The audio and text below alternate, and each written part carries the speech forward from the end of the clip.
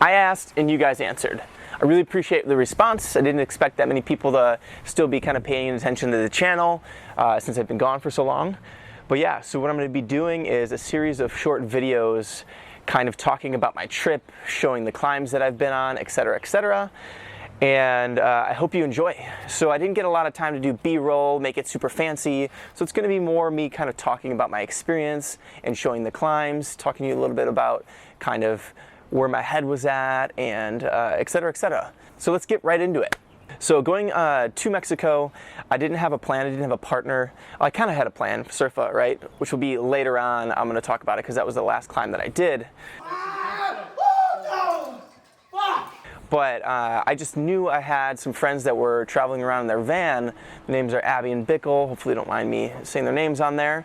And you'll see them kind of hiking around with me on some of the B-roll stuff. And then Stevie became a good friend and climbing partner out there. I'm fucking super stoked. Conditions are epic. Sun's coming out, getting warm. Friction's gonna be righteous today. He was an awesome dude, good climber. I learned a lot from everyone that I was climbing with. Did not take things too seriously, be really encouraging, and develop this awesome sense of little culture and whatnot. So I'm stoked. Thanks for everyone that climbed with me and took care of me. I'm only gonna fall out. Like I'm not. I can't see everyone. I can't. I know. Yeah. Except for maybe. Yeah, so the beginning of the trip, I didn't shoot a whole lot. I just wanted to focus on climbing, getting used to real rock. I was kind of out of endurance shape, so I trained for strength and power, and was hoping to get endurance, but it was just on the climbs, which actually kind of worked out. Yeah, so a climb that I didn't get on there was British Invasion, really awesome 12A. I was able to get the flash. I got some beta from one of the dudes that was climbing right before me, so I got kind of lucky. It boosted confidence. So that was cool, but I was still getting spit off a lot of things that normally I didn't think I would, so it was a very humbling experience. And then our first kind of goal was the Spires. I was going with Abby Bickle and their awesome dog named June. And we kept trying to get up to the Spires, but the weather kept spitting us off because like the desert climate there was, it would get really, really warm, like 80 degrees, and then get really cold, like 40. And it was like cold and overcast one time we went, so we tried, but it was like just miserable up there. Then we called it a day and came back to the Spires again. But this time someone was on Pangea, which I wanted to get on, so we're like, screw it. Actually, I went with another dude. I just met a lot of people out there and was like, hey, you want to come with me? Let's go climbing. And I got on Young Krankenstein, and that's going to be the first climb I'm going to talk about today. Young Krankenstein, 12A, pretty burly. So you climb kind of an easy start. The chairs to start with a spire.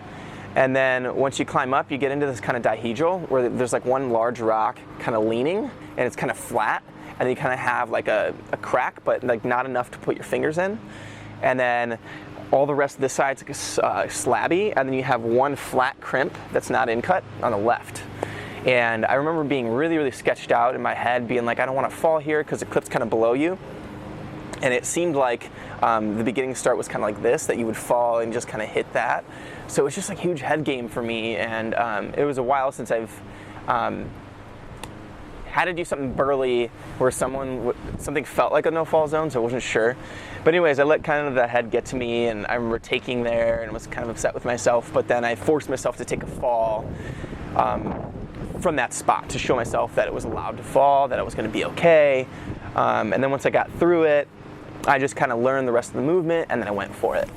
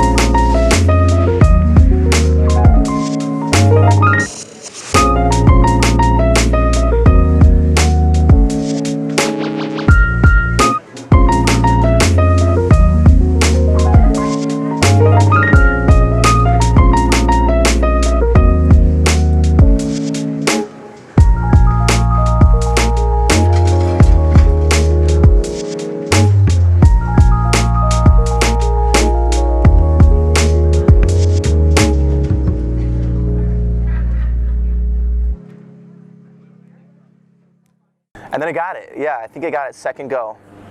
But I still had to try pretty hard and keep my head in the game. But yeah, what the crux was, my buddy that I was climbing with unlocked it. You go to like the flat crimp, you just have to get a really, really high right foot. And you it's kind of almost like a stem lock off, where you like put and then a really high reach for the outermost corner of the dihedral. So it was like that, and there was a little flake that you can grab onto. Once you got that, you had to clip there. So you're still not that great. And then you have to kind of burrow through a little bit more moves to get up to the rest, which is like a crack.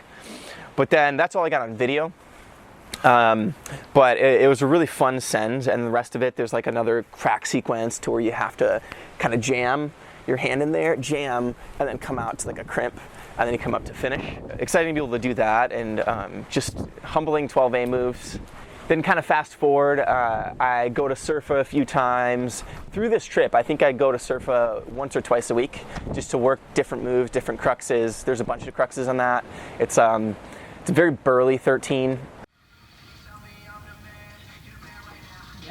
Yeah, Brandon, come on. Yeah. Solid, dude. Yeah. Boom. And in the comments on the Mountain Project, some people think it's a 13B or a hard 13A. They're not sure. I think it started at 13B and got downgraded or something. I'm not sure the whole thing. But what I'm saying is, like, the first 13 I did was purely endurance based with some pretty difficult movement. This one was like stacked boulders. Like you climb like 4 clips, and then boulder problem, really good rest. Boulder problem, really good rest. Boulder problem, okay rest, to a slabby techie finish. So I had to continue to just learn the beta. So beyond that, I ended up at this climb called Hurdy Gurdy, which is next to British Invasion, and this wall called Outrage Wall. And on Outrage Wall, there's a ton of really cool climbs. It's this beautiful wall, lots of hard stuff, a bunch of easy, really fun stuff. And one of those climbs is Hurdy Gurdy, which I had actually belayed Stevie on the first day. And he was just taking big whips. He was able to give me the beta for it like a week and a half later when I tried it. It took me 2 goes for sure. Like, that crux is difficult. Probably my favorite 12A in Potrero. It's cool because I'm like not typically a face climber, but the month there really helped me like enjoy it and learn to love face climbing. Now I really love it.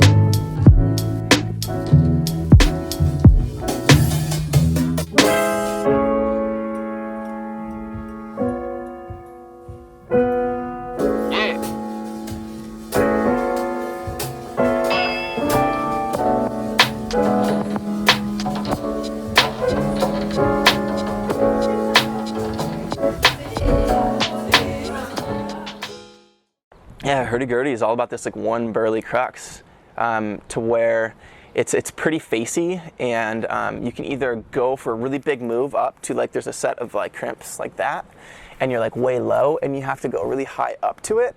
So you have to get a really high foot up. I think he does like a high right, or I can't remember what he does. But what I do is I go low to this side pole. I walk my feet over, and then I bump up to the crimp.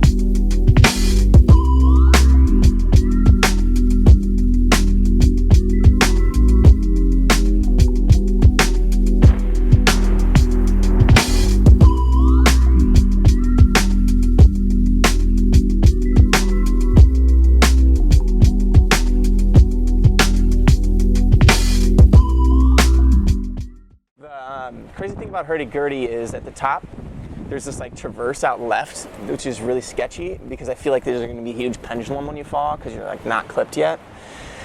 And then you have to get up and around like, it's like this. And you have to like get up and around and feel around for your holds because you can't see them. And Steve, being an awesome dude he is, he's like way over, I think, belaying somebody else on a climb, yelling for me, hey, look for the 2-finger pocket. It's right over around to your right. And I was able to get it and get through it and get the send. And it was pretty sweet. A big sendy day when the whole crew comes down. Like we became like a crew, all of us like lifers down there that were like staying for more than a week or two. And that was one of those days where we all were down there together. And it's really cool developing that kind of sense of community when you're kind of like a dirtbag, just sleeping out of the tents, just like everybody else. You're all cooking breakfast together every day, having tequila shots and margaritas at night, celebrating people's birthdays.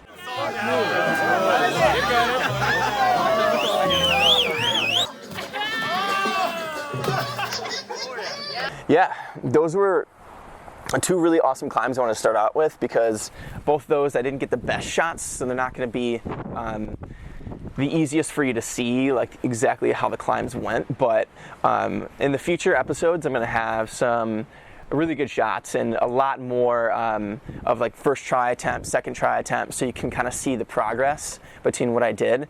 And I'll link my 8A below if you're interested in the climbs that I did, and you'll see if you like flip back to February, all the different stuff, then you're probably going to see some of the ones I'm going to talk about in the future. But thanks for being here. Hopefully you enjoyed that, and hopefully I'll see you in the next one.